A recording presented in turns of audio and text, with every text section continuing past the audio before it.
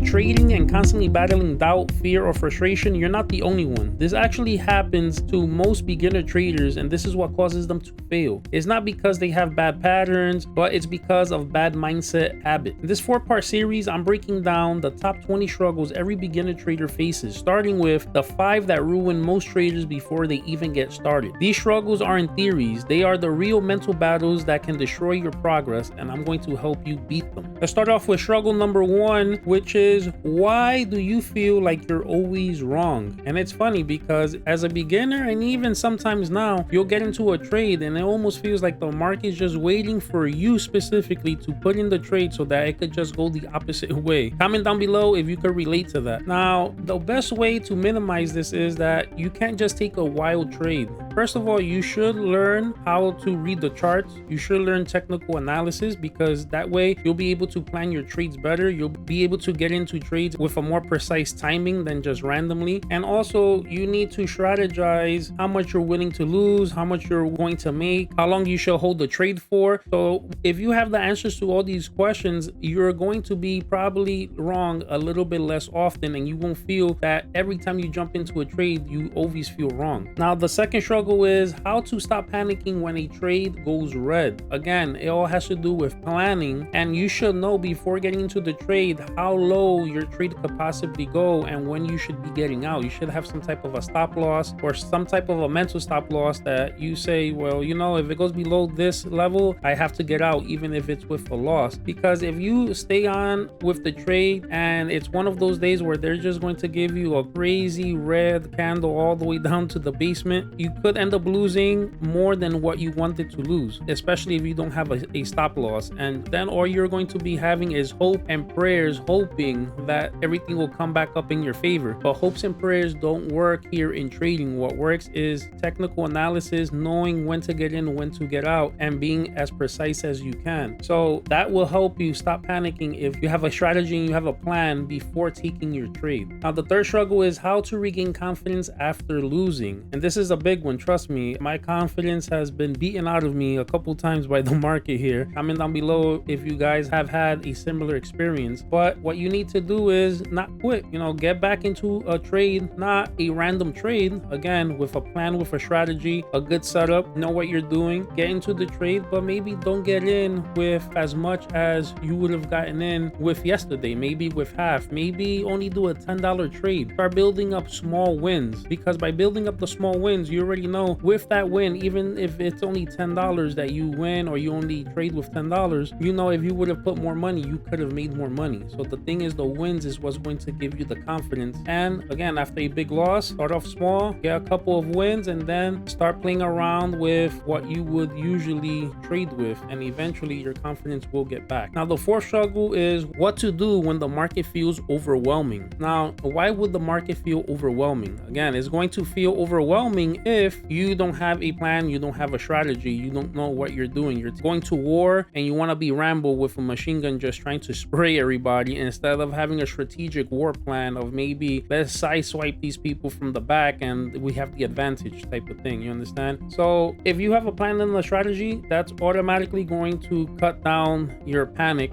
by a lot. Another thing is you need to make sure that you're using money that you could afford to lose. If you're using money that you need to pay your rent with, that you need to eat with, of course you're going to be feeling overwhelmed. Another thing is maybe you're doing way too many trades, and doing a lot of trades doesn't necessarily mean you're going to be more profitable. What's going to make you more profitable is taking the right trade. Sometimes all you need to do in a month is take 3 trades because that's all the market gave you. Me doing 30 trades, I just have a higher risk of actually losing money. So if you're feeling overwhelmed because you're taking too many trades, again, take the approach of maybe just trading with $10 just so that you could be in the market, but it's nothing big that is going to give you a heart attack if all of a sudden you lose the $10. Now, the fifth struggle is how to stop revenge trading. And trust me, I've been there before. Again, guys, comment down below if you've had revenge trading episodes. Tell me one of your worst stories. But with revenge trading, you probably put in a trade and you probably put in a little bit too much than what you should have. All of a sudden you lose it, and now you're trying to regain that money that you lost as fast as possible. So you try to jump jump into another trade and maybe even double down, thinking like, okay, I'm gonna get them now, and then all of a sudden you lose that one again, and then you go in again and you try to triple down. Now